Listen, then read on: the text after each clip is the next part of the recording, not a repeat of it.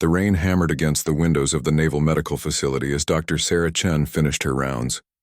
At 28, she had already earned a reputation as one of the most skilled trauma surgeons on the base. Her steady hands and calm demeanor under pressure made her the go-to medic when things got critical. What her colleagues didn't know was that her composure came from experiences far beyond medical school. The emergency alarm pierced through the facility at 0300 hours. Sarah was already awake, having learned long ago that sleep came in fragments when you carried certain memories. She pulled on her surgical scrubs and headed toward the trauma bay, where chaos was about to unfold. "Multiple casualties incoming," shouted Nurse Martinez as she prepared the operating rooms. "SEAL team hit an IED during night operations. ETA 5 minutes. Sarah's heart skipped a beat, but her training kicked in immediately. SEAL teams. She knew these men well, though they had no idea who she really was. To them, she was simply the skilled doctor who patched them up and sent them back into the field. They respected her medical abilities, but they saw her as an outsider to their world of combat and brotherhood.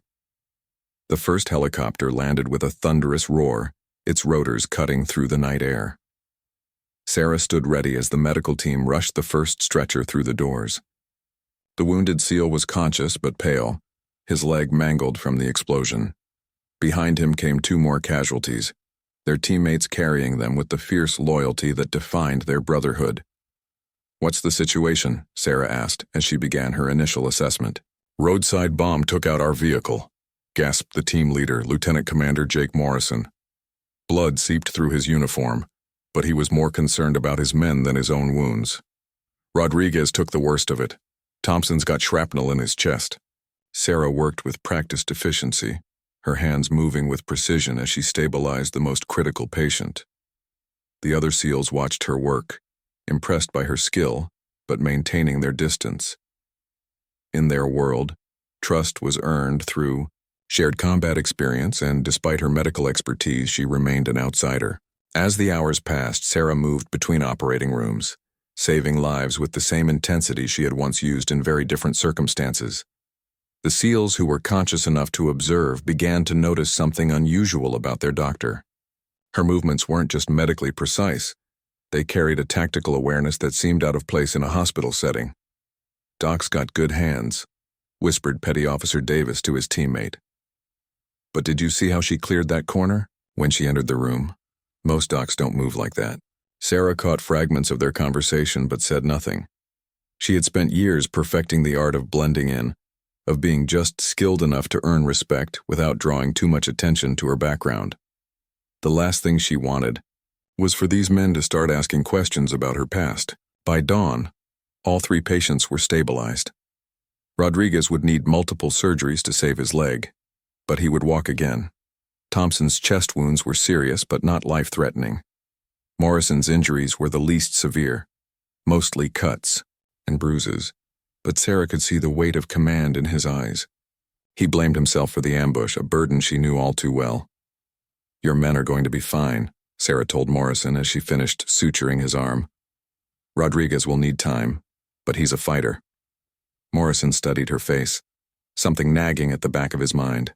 "You've seen combat before, haven't you, Doc?" The question hung in the air like a challenge. Sarah's hands paused for just a moment before continuing their work. "I've seen enough trauma to know when someone's going to make it through," she replied carefully. It wasn't exactly a lie, but it wasn't the whole truth either. Morrison seemed to accept the answer, but Sarah could feel his eyes on her as she finished the procedure. These men were trained to read people, to spot inconsistencies and hidden truths. She would need to be more careful. Over the next few days, Sarah monitored her patient's recovery. The SEALs who visited their wounded teammates began to warm up to her slightly, appreciating her dedication to their care. She learned their names, their stories, their fears about upcoming deployments. They spoke freely around her, assuming she couldn't truly understand their world. "The thing about combat," Davis explained to a younger SEAL during one visit, "is that it changes you. You can always spot someone who's been there. They move different, think different. It's like an invisible mark." Sarah listened from across the room, checking Rodriguez's chart. The irony wasn't lost on her. These men were looking for signs of combat experience in each other.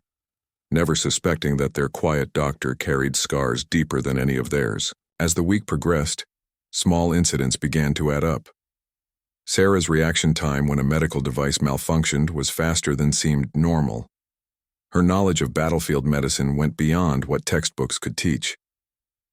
The way she handled herself during a late-night emergency when the facility lost power showed a comfort with darkness and stress that seemed almost military.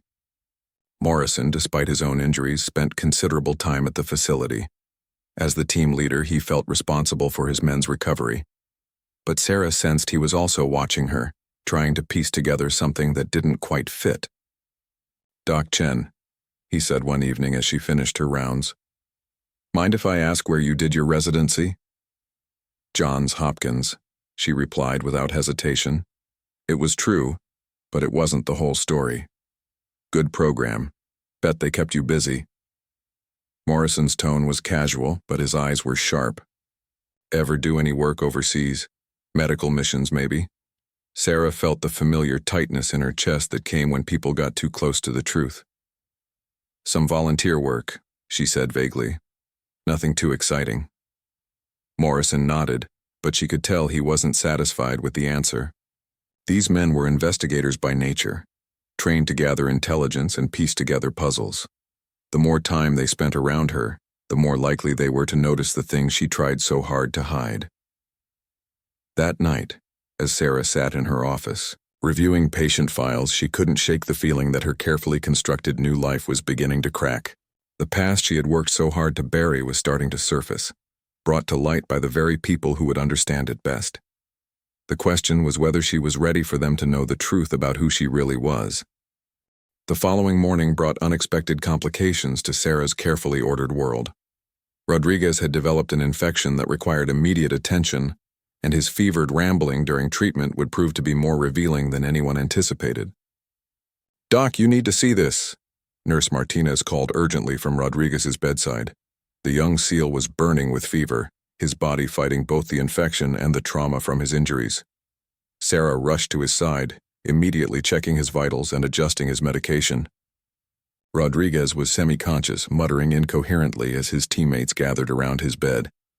What started as medical gibberish soon became something that made everyone in the room freeze. The extraction point. "Doc, the extraction point was compromised," Rodriguez mumbled through his fever. "Charlie team didn't make it out." "Sarah, where's Sarah?" She was supposed to call for backup. The SEALs exchanged glances. Fever-induced hallucinations often pulled memories from deep places, mixing past and present in confusing ways. But Morrison noticed something that made his blood run cold. Rodriguez wasn't just rambling about any mission. The details he was describing matched a classified operation from 3 years ago, one that very few people knew about. "Rodriguez, you're in the hospital," Sarah said gently, trying to calm him while her own heart raced. "You're safe. Your team is here." But Rodriguez gripped her arm with surprising strength for someone in his condition. His fevered eyes locked onto hers with sudden clarity. "Sarah, Ghost Leader, you made it out. They said you were dead." The room fell silent except for the steady beep of medical equipment. Every SEAL present knew that call sign. Ghost Leader had been legendary, even among special operations communities. The operator behind that name had pulled off impossible missions and saved countless lives before vanishing from service under mysterious circumstances. Sarah felt the walls closing in around her carefully constructed identity. She maintained her professional composure while gently easing Rodriguez's grip and checking his IV drip. "You're having fever dreams," she said softly. "Try to rest." Morrison stepped closer, his eyes never leaving Sarah's face. "Rodriguez was on Operation Nightfall 3 years ago. That mission is still classified. He shouldn't know those details unless—" His voice trailed off as the implications became clear. "Unless he was there," finished Davis, understanding dawning in his expression. "But Doc Chen's a surgeon, not special ops." Sarah continued her medical assessment, but she could feel the weight of their stares. These men were trained to gather intelligence, to notice inconsistencies and piece together puzzles. Rodriguez's fevered confession had just handed them the biggest piece of the puzzle they'd been unconsciously trying to solve. Over the next few hours, Rodriguez's condition stabilized, but the damage to Sarah's secret was already done. Word spread quietly through the SEAL community at the base. Ghost Leader had been a mystery figure, someone whose missions were legendary but whose identity had been erased from official records. The idea that their soft-spoken doctor might be connected to those stories seemed impossible, yet the evidence was mounting. Thompson, who was recovering well from his chest wounds, was the first to voice what everyone was thinking. "Doc, Rodriguez called you by name during his fever. He mentioned things about Operation Nightfall that are way above his clearance level. How would he know to connect you to that mission unless you were actually there?" Sarah looked up from her medical charts, meeting Thompson's direct gaze. She had always known this moment might come. Years of hiding had taught her that the truth had a way of surfacing, especially around people trained to uncover secrets. "Sometimes patients experiencing fever-induced delirium mix up faces and names," she said carefully. "Medical literature documents cases where patients project familiar people into traumatic memories." It was a reasonable medical explanation, but Thompson wasn't buying it. Neither were the other SEALs who had gradually gathered in the room. Their training had taught them to trust their instincts, and every instinct was telling them that Dr. Sarah Chen was far more than she appeared to be. Morrison decided to take a more direct approach. Ghost Leader's last known mission ended with their entire team extracted under fire. Official reports said there were no survivors, but special ops communities hear different stories. Some say Ghost Leader made it out, but disappeared into civilian life. Sarah continued reviewing her charts, but her hands were steadier than they should have been for someone facing such accusations. The SEALs noticed. Most people would be nervous or confused when confronted with suggestions they were a legendary special operations soldier. Sarah's calm reaction was telling. "I think you have me confused with someone else," Sarah replied. "I'm just a doctor trying to take care of my patients." Davis stepped forward, his expression thoughtful. "Doc, can I ask you something? Yesterday, when that new nurse dropped the surgical tray behind you, you spun around in a defensive crouch before you even consciously processed the sound. That's not a normal startle response, that's combat conditioning." The observation hung heavy in the air. Sarah realized that months of working alongside these men had allowed small habits to show through her carefully maintained civilian facade. Each individual incident could be explained away, but together they painted a picture that was becoming impossible to deny. Furthermore, Morrison added, "Your knowledge of field medicine goes way beyond what they teach in medical school. When you treated Rodriguez's leg wound, you used battlefield triage techniques that aren't standard in civilian emergency medicine. You prioritized exactly like someone who's worked under fire." Sarah set down her chart and looked at the men surrounding her. Their faces showed a mixture of curiosity, respect, and something else she hadn't expected: hope. They weren't looking at her like she was a fraud or a threat. They were looking at her like she might be someone who truly understood their world.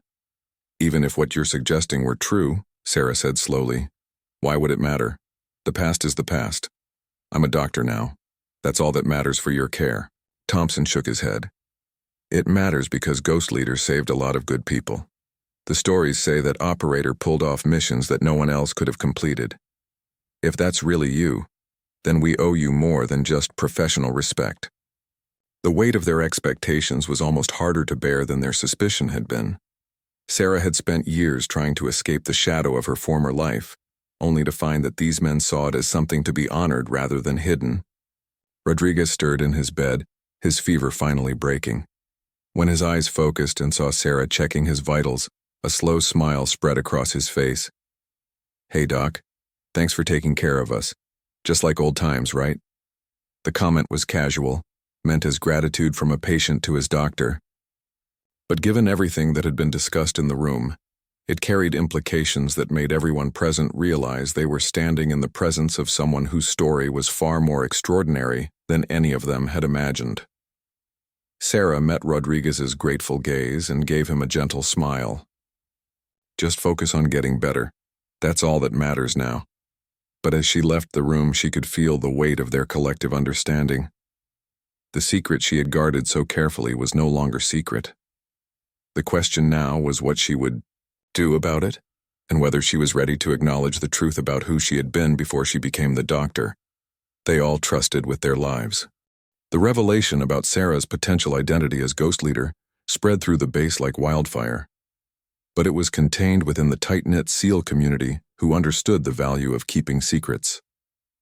What surprised Sarah most wasn't their discovery of her past, but their reaction to it. Instead of treating her differently, they seemed to respect her even more. 3 days after Rodriguez's fevered confession, Morrison approached Sarah in her office. His injuries had healed enough for him to return to light duty, but instead of focusing on his own recovery, he had been conducting quiet research into the Ghost Leader operations. "I've been thinking about what Rodriguez said," Morrison began, settling into the chair across from her desk. Operation Nightfall officially never happened, according to public records. But those of us with high enough clearance know differently. That mission saved the lives of 12 captured Marines who were being held by enemy forces. Sarah continued reviewing patient files, but Morrison could see the tension in her shoulders. "You seem to know a lot about classified operations for someone recovering from an IED blast," she observed. "Part of my job is knowing these things. What I find interesting is that Ghost Leader was credited with planning and executing that rescue, but the operator's identity was classified at levels above my clearance. The official story says the entire team was lost during extraction." Morrison paused, studying Sarah's reaction. "But Rodriguez was part of the support team for that operation. He would have met Ghost Leader during pre-mission briefings. His fever wasn't just random rambling. He recognized you." Sarah finally looked up from her paperwork. "Even if what you're suggesting were true, why does it matter? I'm a doctor now. I save lives in operating rooms instead of combat zones. Isn't that enough? It matters because we've all been wondering how someone becomes as skilled as you are under pressure. Medical school doesn't teach you to stay calm when mortars are falling nearby, but you didn't even flinch during that rocket attack last month. Most of the medical staff hit the deck. You just kept working on your patient." The memory of that night was vivid for both of them. The base had come under indirect fire during a complex surgical procedure. While other medical personnel sought cover, Sarah had continued operating with steady hands, her focus never wavering from saving the life on her table. "Training and experience," Sarah replied simply, but Morrison could see deeper currents in her expression. "What kind of training teaches a surgeon to identify incoming ordnance by sound? Because when those rockets started falling, you called out their type and estimated impact distance before our own artillery spotters did." Sarah realized she had revealed too much that night. Years of civilian life had made her careless about hiding skills that had once been second nature. Around these men, her guard had gradually lowered, allowing glimpses of her true background to show through. Davis entered the office carrying a tablet, his expression serious. "Doc, sorry to interrupt, but we've got a situation developing. Intel suggests a possible attack on the base tonight. Command is asking all medical personnel to review emergency protocols." Sarah took the tablet and scanned the threat assessment. Her eyes moved across the information with the practiced efficiency of someone who had read countless similar briefings. Without thinking, she began identifying tactical weaknesses in the base's defensive positions and suggesting improvements to the medical evacuation procedures. "The casualty collection point should be moved here," she said, marking a location on the digital map. "Better cover from indirect fire and multiple egress routes if we need to evacuate. Also, we should pre-position additional blood supplies in the backup medical facility." Morrison and Davis exchanged glances. Sarah's recommendations weren't just medically sound. They showed a tactical understanding of combat operations that went far beyond civilian medical training. "Doc," Davis said carefully, "those are exactly the kinds of improvements our tactical team suggested. How did you know to identify those specific vulnerabilities?" Sarah realized she had stepped fully out of her carefully maintained role. The recommendations she had just made came from years of planning medical support for special operations missions, not from treating patients in a hospital setting. "Common sense," she said, but even she could hear how weak the explanation sounded. Morrison leaned forward in his chair. "Sarah, we're not trying to expose you or force you into anything, but if there's an attack tonight, we need to know what kind of skills and experience we have available. Lives might depend on it." The weight of that responsibility hit Sarah harder than their curiosity about her past had. These men trusted her with their medical care, but if combat came to the base, They needed to know whether she could be counted on for more than surgical procedures. Before Sarah could respond, Nurse Martinez burst into the office. "Dr. Chen, we have multiple casualties incoming from a convoy that hit an ambush 5 miles out. ETA 7 minutes and initial reports suggest we're going to need all hands." Sarah immediately shifted into emergency mode, her medical training taking priority over everything else. "How many casualties and what's the nature of their injuries?" 4 wounded, 2 critical. Gunshot wounds and blast injuries. The convoy is still taking fire, so more casualties are possible. As Sarah began preparing for the incoming trauma patients, Morrison noticed something that confirmed his suspicions. Her movement and decision-making process shifted subtly but noticeably. She wasn't just preparing for medical emergencies. She was preparing for battlefield casualties with the efficiency of someone who had done this countless times under fire. "Martinez, set up Trauma Bay 2 for the most critical patient," Sarah instructed. "Davis, I need you to coordinate with base security. If that convoy is still under attack, we might have hostile forces in the area. Make sure our perimeter is secure." Davis started to object that security wasn't her responsibility, but something in Sarah's tone commanded immediate obedience. She wasn't making a request. She was issuing orders with the authority of someone accustomed to command in crisis situations. "Morrison, can you contact the incoming convoy and get more detailed casualty reports? I need to know what I'm dealing with before they arrive." Morrison found himself following her instructions without question. There was something in Sarah's demeanor that had changed completely. The quiet, careful doctor was gone, replaced by someone who moved and spoke with the confidence of a seasoned combat leader. As the first helicopter landed outside the medical facility, Sarah was already positioned to receive the casualties. But Morrison noticed she had also positioned herself where she could observe the helicopter's approach and the surrounding area. She wasn't just ready to treat patients, she was ready for anything. The first stretcher came through the doors carrying a young Marine with multiple gunshot wounds. As Sarah began her assessment, she worked with an intensity and skill that went beyond excellent medical training. Her questions to the wounded Marine weren't just about his injuries. They were about the tactical situation he had just escaped. How many hostiles? What kind of weapons? Any signs they were tracking your evacuation route? The wounded Marine looked surprised by the questions but answered them instinctively. 4 or 5 shooters with automatic weapons. They knew exactly where to hit us. Felt like an ambush, not a random attack. Sarah processed this information while continuing her medical treatment, her mind clearly working on multiple levels. Morrison realized he was watching someone who had spent years integrating medical care with combat operations, someone for whom treating battlefield casualties was as natural as breathing. As the night unfolded and more casualties arrived, Sarah's true nature became impossible to hide. She wasn't just a skilled surgeon. She was a combat medic and tactical leader, whose experience went far beyond anything civilian medical training could provide. The question was no longer whether she was ghost leader, but whether she was ready to acknowledge it to the men who had already figured out her secret. The attack on the convoy proved to be just the beginning of a longer night than anyone had anticipated. As Sarah worked to stabilize the wounded Marines, intelligence reports began painting a picture of a coordinated assault on multiple positions around the base. The enemy wasn't just targeting random patrols. They were probing for weaknesses in preparation for something bigger. "Doc, we need you to look at this," Morrison said urgently, entering the trauma bay with a tablet displaying tactical maps. "The attacks tonight aren't random. Someone with serious intel is testing our response times and defensive positions." Sarah continued suturing a Marine's shoulder wound while glancing at the tactical display. Her analysis was immediate and chilling. "They're mapping our medical evacuation routes. See how each attack happened along different casualty collection points? Someone's studying how we respond to wounded personnel." The observation sent cold recognition through Morrison's mind. This kind of tactical analysis wasn't something a civilian doctor would make, no matter how many trauma cases they had handled. Sarah was reading the enemy's strategy like someone who had planned similar operations herself. "What does that mean? For tonight?" asked Thompson, who had insisted on staying despite his own injuries to help with the crisis. Sarah's expression darkened as she studied the attack pattern more carefully. "It means they're planning something that will generate a lot of casualties. They want to know how to overwhelm our medical response and emergency evacuation procedures. Before anyone could respond to this grim assessment, the base alarm system erupted with the distinctive pattern that signaled imminent attack.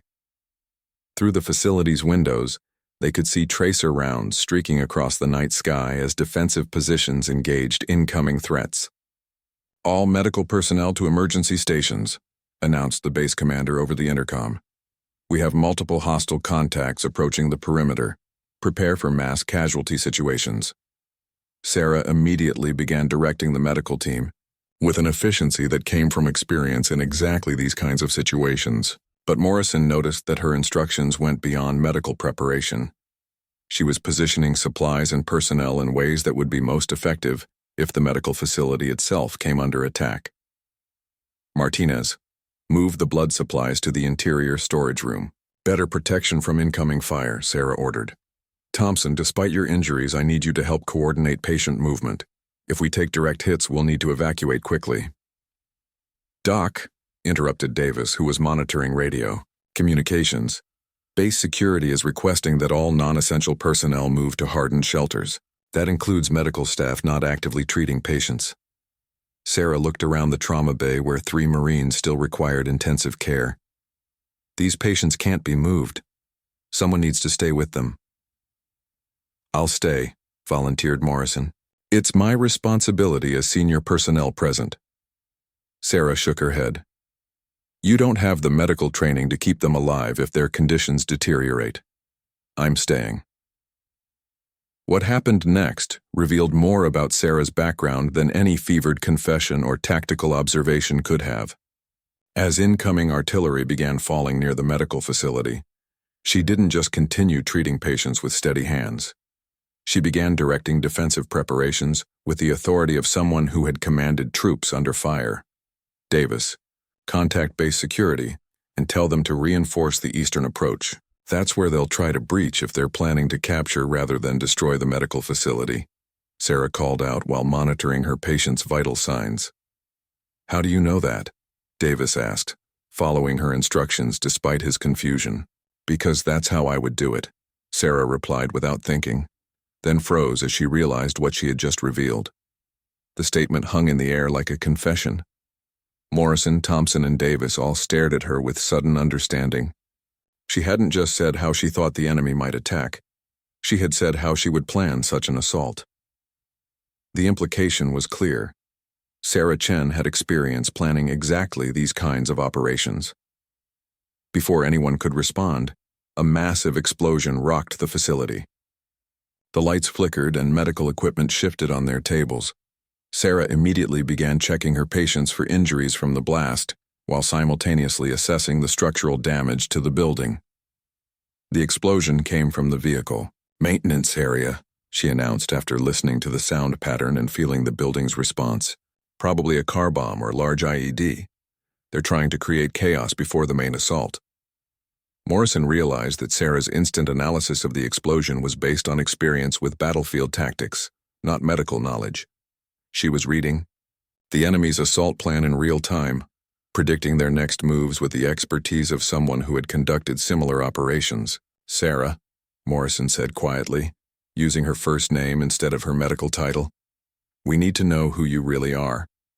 If this base is about to be overrun, we need to know what skills and experience we have available." Sarah looked at the 3 wounded Marines depending on her for their lives, then at the SEALs who had figured out her secret. The weight of the moment pressed down on her. She had spent years hiding from her past, but that past might be exactly what was needed to save lives tonight. "My name is Sarah Chen," she said slowly. "I graduated from Johns Hopkins Medical School and completed my residency in trauma surgery. Everything about my medical credentials is completely true." She paused as another explosion echoed across the base, closer this time. "But before medical school, I served 8 years in special operations. My call sign was Ghost Leader. I planned and executed missions in exactly the kinds of situations we're facing tonight."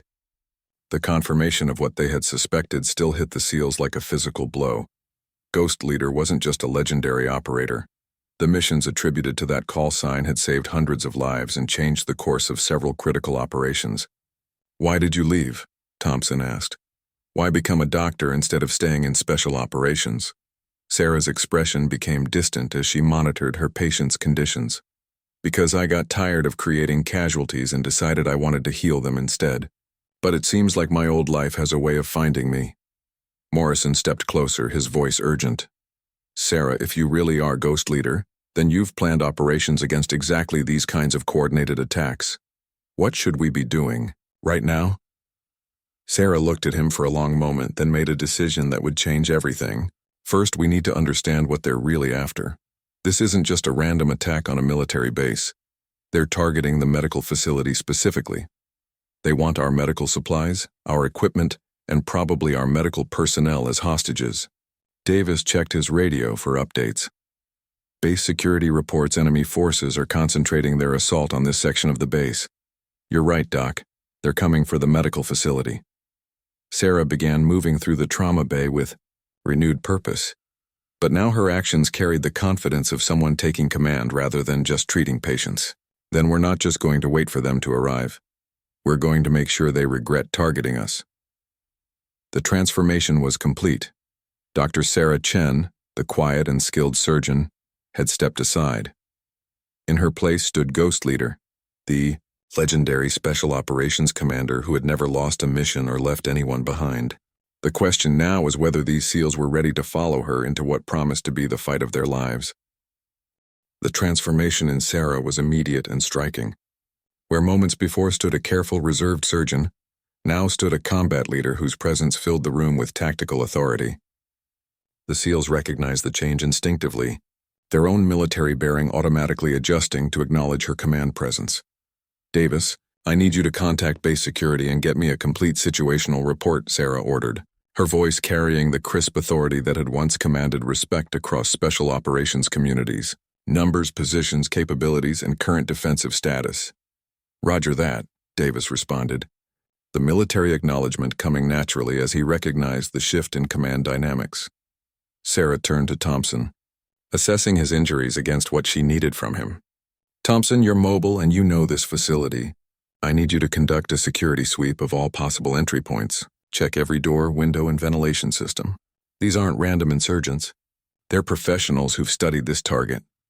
Thompson nodded and moved toward the door, but Sarah's voice stopped him. And Thompson, take this. She handed him a tactical knife that had appeared from somewhere in her medical clothing. If they get inside, they won't be here to take prisoners. Morrison watched this exchange with growing amazement. The Sarah Chen he thought he knew had just produced a military-grade weapon and was issuing orders with the confidence of someone who had commanded operations in hostile territory. Everything about her demeanor had changed. Morrison, you're with me, Sarah continued. We need to prepare these patients for possible evacuation, but we also need to turn this medical facility into a defensive position. Your team's tactical experience combined with my knowledge of this facility's layout gives us the best chance of holding until reinforcements arrive. What about our wounded? Morrison asked, gesturing toward the Marines who were still unconscious from their surgeries. Sarah's expression became grim, but determined. We protect them. Every single one. But we do it by ensuring the enemy never gets close enough to threaten them. Davis returned with his radio, his face pale. Base security reports approximately 20 hostiles have breached the outer perimeter. They're moving in coordinated teams toward this section of the base. Estimated time to contact 15 minutes. Sarah processed this information with the tactical mind that had made Ghost Leader legendary. 20 attackers suggest this isn't a suicide mission. They have extraction plans, which means they're confident about their intelligence and capabilities. They know exactly what they're after. She moved to a window and studied the exterior approaches to the medical facility, her mind clearly mapping defensive positions and fields of fire. Morrison noticed that she evaluated the terrain with the expertise of someone who had planned countless similar operations.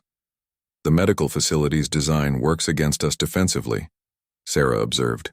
Too many windows, multiple access points, and these interior walls won't stop rifle rounds. But we can use that to our advantage if we're smart about it. How? Thompson asked, returning from his security sweep. Because they'll expect us to hunker down and wait for rescue. Instead, we're going to use the facility's layout to channel them where we want them. Then hit them where they don't expect resistance. Sarah began moving through the facility with purpose, pointing out tactical positions and explaining her plan. The SEALs followed her, realizing they were receiving a masterclass in defensive tactics from someone whose reputation had been built on exactly these kinds of impossible situations. Davis, you'll take position here in the supply room. Good sight lines down the main corridor, hard cover from the equipment cabinets, and multiple egress routes if you need to reposition, Sarah explained, her tactical assessment complete and precise. Thompson, despite your injuries, you're our best marksman. This elevated position gives you overwatch of the entire facility. If they breach our perimeter, you can provide covering fire for the rest of us.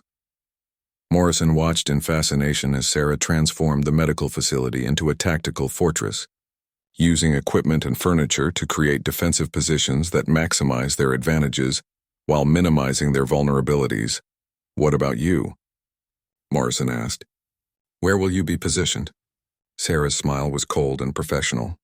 I'll be mobile, moving between positions, coordinating our defense, and making sure our patients stay alive through whatever's coming.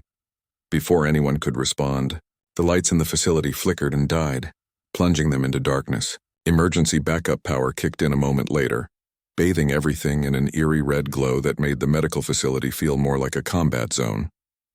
They've cut the main power, Sarah announced calmly. That means they're moving to the assault phase. Everyone to positions. The SEALs moved with practiced efficiency, but they could see that Sarah was operating on an entirely different level. Her movements through the darkened facility were silent and precise, her positioning perfect for both medical access to the patients and tactical response to the coming attack. Contact, whispered Davis over their improvised communication system. 4 hostiles approaching from the east entrance. Sarah's response was immediate and professional. Let them think they have surprise. Wait until they're committed to entry, then engage. We want to eliminate as many as possible before they realize what kind of resistance they're facing. Morrison found himself following orders from someone he had known as a quiet doctor just hours before. But there was no question about Sarah's authority or competence. This was Ghost Leader in action, and every instinct told him to trust her completely. The first explosion came as the attackers breached the east entrance with demolition charges. Sarah had predicted the exact location and timing, positioning Davis where he could engage them immediately as they entered. The sound of automatic weapons fire erupted through the facility as Davis opened up on the breach team. His position gave him perfect angles on the attackers, who had expected to encounter panicked medical personnel, not disciplined resistance from prepared positions. 2 down at the east entrance, Davis reported over their communications, but I'm taking return fire. They're better equipped than expected. Sarah moved through the facility like a ghost, checking on her patients while coordinating the defense. She reached Rodriguez's bedside, just as a burst of gunfire shattered the window above his bed. Without hesitation, she pulled his stretcher to a more protected position, while simultaneously returning fire through the broken window with a sidearm that had appeared in her hand. How many magazines do you have? Morrison asked, amazed at her seamless transition between medical care and combat effectiveness. Enough, Sarah replied grimly, her attention focused on movement outside the facility. But we're not here to win a prolonged firefight. We're here to make them pay such a high price that they withdraw, or make mistakes we can exploit. The tactical radio crackled with an incoming transmission from base security. Medical facility, this is base command. We have reinforcements moving to your position, but they're engaging heavy resistance. ETA 20 minutes minimum. 20 minutes felt like a lifetime when facing professional attackers, but Sarah's expression remained calm and focused. Copy base command. Medical facility is secure and all patients are stable. We'll hold position. Morrison noticed that her response conveyed confidence and control, giving base command no reason to worry about the medical facility while they dealt with other threats. It was exactly the kind of communication that kept commanders from making desperate decisions that could compromise everyone's safety. Another explosion rocked the facility, this time from the western approach. They're trying to divide our attention, Sarah observed. Classic assault pattern, multiple breach points to prevent us from concentrating our defense. She moved to support Thompson's position, providing covering fire while he engaged the western attack team. Morrison watched in amazement as she coordinated the defense, while simultaneously monitoring her patients' vital signs and adjusting their medical equipment as needed.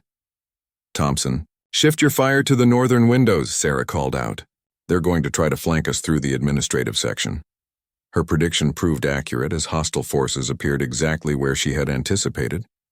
The SEALs began to understand that they weren't just following someone with combat experience. They were following someone whose tactical mind operated several steps ahead of their enemies.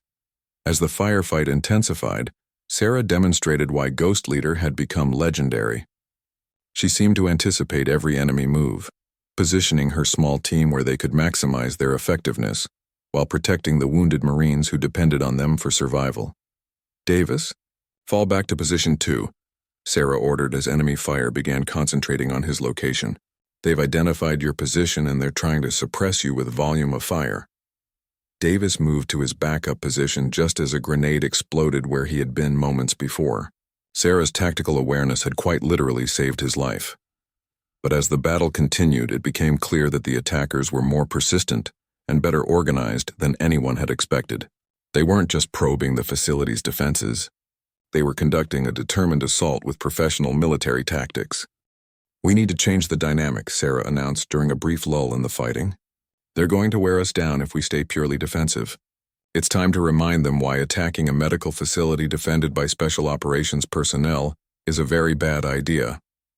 Morrison looked at her with sudden understanding. Sarah wasn't just planning to hold the medical facility until reinforcements arrived. She was planning to take the fight to the attackers themselves, using tactics that would turn their assault into a disaster. They would never forget Sarah's decision to shift from defensive to offensive. Tactics marked a turning point that would demonstrate exactly why Ghost Leader had become a legend in special operations circles. The confined space of the medical facility had forced them into a reactive position, but Sarah's tactical mind was already working on ways to use the enemy's expectations against them. "Morrison, how familiar are you with the utility tunnels beneath this facility?" Sarah asked while treating a minor shrapnel wound on Davis's arm from the grenade blast. "Basic layout only. They connect most of the major buildings on base," Morrison replied, understanding immediately that Sarah was planning something beyond conventional defense. "Perfect. The attackers know we're trapped in here with wounded personnel, so they expect us to stay and fight a static defense. They're not expecting us to take the initiative." Sarah finished bandaging Davis's wound with practiced efficiency. "We're going to give them a very unpleasant surprise." Thompson, monitoring the enemy positions from his elevated perch, reported what he was seeing. "They're setting up what looks like a command post about 50 meters north of the facility. Looks like they're planning to coordinate a final assault." Sarah's expression became predatory. "That's exactly what we need. Davis, you'll maintain position here and keep up defensive fire. Make them think we're still fully committed to holding the facility. Thompson, you'll provide overwatch and early warning." "What about the patients?" Morrison asked, his primary concern evident. "Rodriguez is stable enough to be conscious and alert.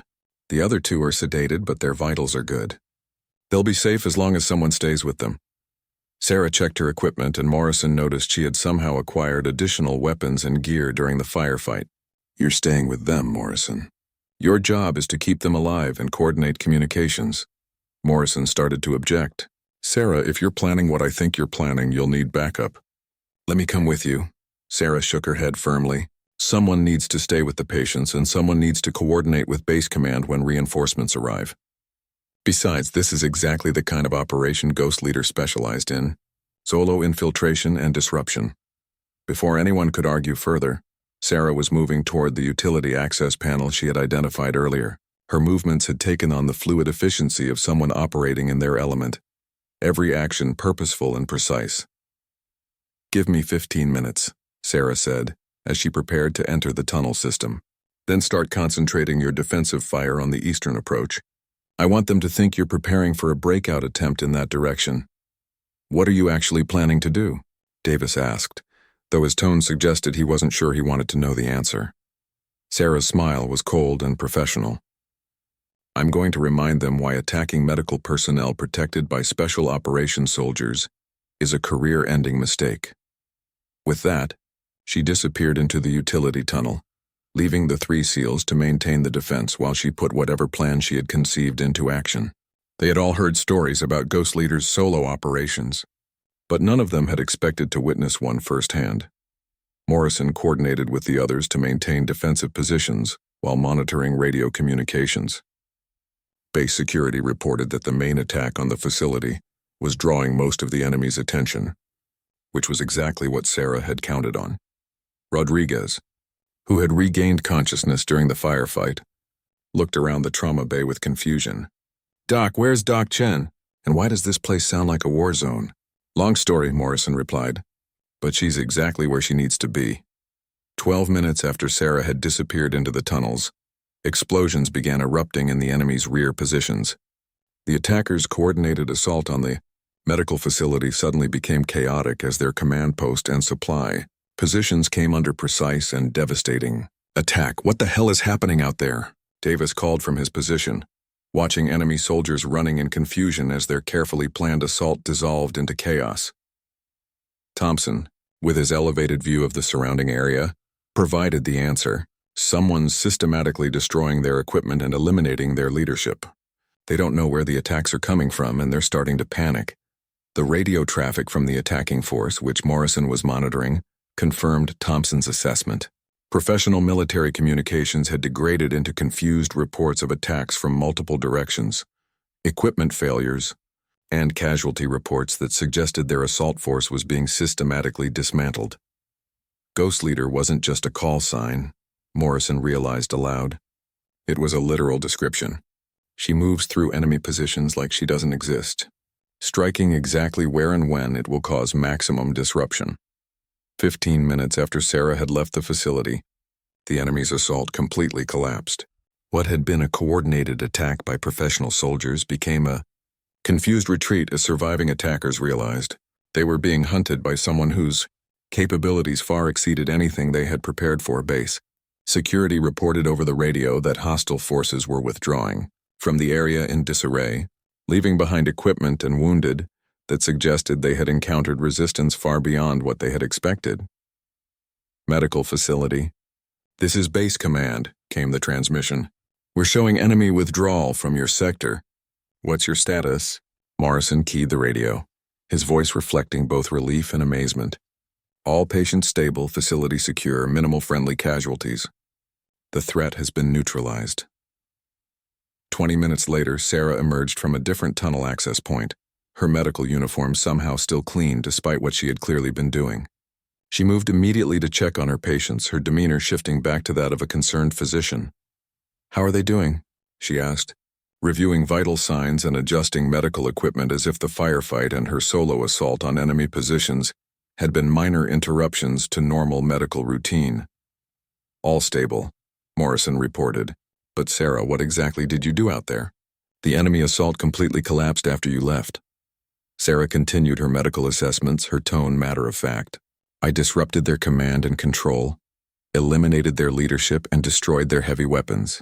Standard counter-assault tactics." Davis shook his head in amazement. "Standard for who? Most people would call that impossible." Sarah looked up from Rodriguez's chart, her expression serious. "Most people aren't responsible for protecting wounded soldiers who depend on them for survival. When someone threatens my patients, they're going to discover that this medical facility is defended by more than just doctors and nurses." Thompson, still monitoring the exterior approaches, reported that base security forces were conducting sweep operations to ensure all hostile forces had been eliminated or withdrawn. The attack on the medical facility had ended, not with desperate defense until reinforcements arrived, but with the complete destruction of the attacking force by someone they had never seen coming. "Ghost Leader," Rodriguez said quietly, having heard enough of the conversation to understand what had happened. "I knew you looked familiar during my fever, but I thought I was hallucinating. You really did make it out of that last mission." Sarah met his gaze with a gentle smile. "I made it out, and I made sure everyone else did too. Just like tonight. The only difference is that now I save lives with surgery instead of gunfire." As dawn broke over the base, the medical facility stood secure with all patients alive and recovering. The legendary Ghost Leader had emerged from retirement for one night, reminding everyone present why some reputations become legends and why the best protection, for those who cannot protect themselves, sometimes comes from the most unexpected places. The morning after the attack brought a profound shift in the dynamic between Sarah and the SEAL team that would never be undone. As sunlight streamed through the repaired windows of the medical facility, the events of the previous night seemed almost surreal. Yet the evidence of what had transpired was undeniable. Base Commander Colonel Harrison arrived for a personal debrief, his expression serious as he surveyed the medical facility that had withstood a coordinated assault by professional attackers. He had read the preliminary reports, but he needed to understand how a medical facility with 3 wounded patients had not only survived, but had completely destroyed an enemy force. Dr. Chen, Colonel Harrison began, his tone respectful but puzzled. The after-action report suggests that the enemy assault force was eliminated by a single operator working alone. My intelligence officers are having difficulty understanding how that's possible. Sarah, who was checking on Rodriguez's recovery progress, looked up calmly. Sometimes the circumstances require medical personnel to take extraordinary measures to protect their patients. Colonel Harrison studied her for a long moment. Morrison, Thompson, and Davis stood nearby, their expressions carefully neutral but their body language clearly supportive of Sarah. The colonel was experienced enough to recognize that there were layers to this situation that went far beyond standard medical protocols. Dr. Chen, I've been in the military for 25 years. I've seen exceptional courage and skill, but what happened here last night goes beyond anything in my experience. The colonel paused, clearly weighing his words carefully, unless, of course, the person responsible has experience that goes far beyond civilian medical training. Rodriguez, who was now fully conscious and recovering well, spoke up from his hospital bed. Sir, with respect, does it matter who Doc Chen used to be? What matters is that she saved all our lives, both in surgery and in combat. She's exactly who we need taking care of us. The colonel looked at the wounded Marine, then at the SEALs who had fought alongside Sarah through the night. Their loyalty to her was obvious and absolute. Whatever questions he had about her background, it was clear that she had earned something more valuable than official recognition, the complete trust of the men she had protected. Dr. Chen, Colonel Harrison said finally, I'm not here to investigate your past or question your methods. I'm here to thank you for protecting my personnel and to ask if there's anything you need to continue providing the exceptional care you've shown. Sarah met his gaze steadily. I need these men to be able to trust that their medical care won't become a security issue. What happened last night was extraordinary circumstances requiring extraordinary responses. I'm hoping it won't be necessary again. Understood, the colonel replied. As far as official records are concerned, the medical facility was successfully defended by base security forces until reinforcements arrived. Dr. Chen and her medical team provided exceptional care to wounded personnel under difficult circumstances. Morrison stepped forward. Sir, if I may, Dr. Chen's actions last night demonstrated exactly the kind of dedication and capability we need in our medical personnel. Whatever her background, she's proven that our wounded are in the best possible hands. The colonel nodded, understanding the message clearly. The SEALs were making it known that they considered Sarah Chen to be under their protection, and any investigation into her past would have to go through them first. After the colonel left, Sarah found herself alone with the SEAL team for the first time since her identity had been revealed. The weight of everything that had changed hung in the air between them. So what happens now? Thompson asked. Do we just pretend last night didn't happen? Sarah considered the question carefully. Last night happened because it had to. My patients were in danger, and I did what was necessary to protect them. That's my job as a doctor, regardless of what other skills I might have. Davis shook his head. Doc, you can't just go back to being the quiet surgeon after what we've seen. We know who you really are now.